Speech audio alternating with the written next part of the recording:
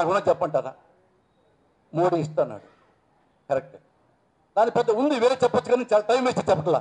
ఇప్పుడు మోడీ ఇవ్వడు అంటే మోడీ మాట్లాడచ్చు, చంద్రబాబు వద్దు గారికి మాట్లాడేంటి మీరు? నాకు వద్దు ప్రత్యేక హోదా, నాకు పోలవరం చాలు. ఎందుకు పోలవరం కావాలి ఆయనకి? ఎందుకమ్మా ఆయన పోలవరం కావాలి? హైవేలు తీసుకోవచ్చుగా, వేరే తీసుకోవచ్చుగా, ఈ మురికోటలు తీసుకోవచ్చుగా. అన్ని నాళాలు బాగు చేయండి, మురికోటలు ఎత్తేసేయండి. టెంపరీగా రాజధాని, టెంపరీగా సచివాలయం కట్టిస్తే చిన్న వానొస్తే 4 గంటకి ఇరిగి పట్టాయి. అర్థమైంది కదా? అలాంటివి పేకలేడు. ఇతను పోలవరం కావాలి. ఈ పోలవరం మాయలో పడిపోయి, ఆ మత్తులో పడిపోయి ప్రత్యేక హోదా వస్తున్నాడు. వద్దడా లేదా?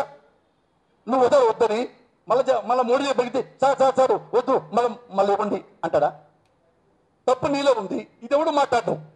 ఎందుకంటే మోడీ పెద్దగా మాట్లాడు కదా, మొత్తం చంద్రబాబు పెద్దగా మాట్లాడేది.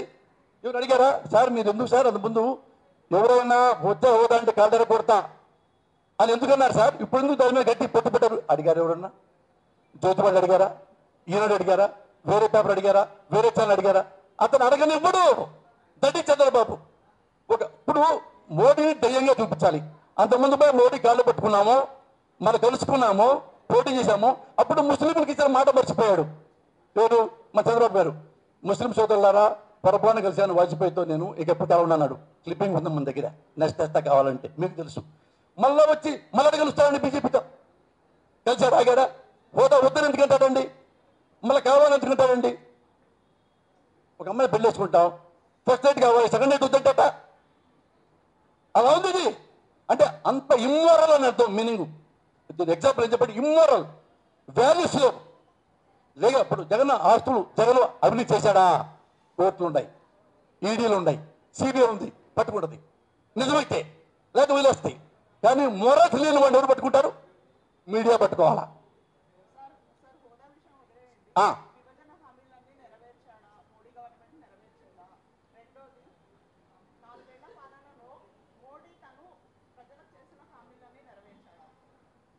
ఫస్ట్ క్వశ్చన్ సరే అండి. ఎవరు నెరవేర్చలేకపోతే నెక్స్ట్ అంకనాకిపోతాడు, మనకెందుకు?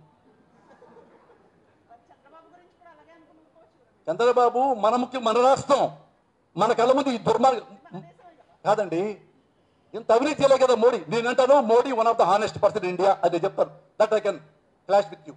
Modi one of the honest person. Modi ఇప్పుడు రూపాయి తెల్లా, దానికి మీరు సాక్ష్యం చెప్తే మీ కాళ్ళు పెట్టుకుంటా. కాదండి, మోడీ ఒకటి చెప్తా, మోడీ హానెస్ట్ పర్సన్. మోడీ లంచాలు తీసుకోడు, మోడీ అవినీతి పనులు చేయడు, మోడీ వెన్నుపోటు పడవల టాలెంట్తో గెలిచాడు. మోడీ తన కెపాసిటీ ఇంతవరకే అనుకోండి, ఓడిపోతాడు. ఇంకా చేసిన 2 పొరపాట్లు అనుకుంటాడా, దిద్దుకుంటాడు. అదే మంచి అనుకుంటాడా, ముందుకెళ్తాడు. జనం నమ్మారా, ప్రధానమంత్రి అవుతాడు. నమ్మలేదా, ఓడిపోతాడు.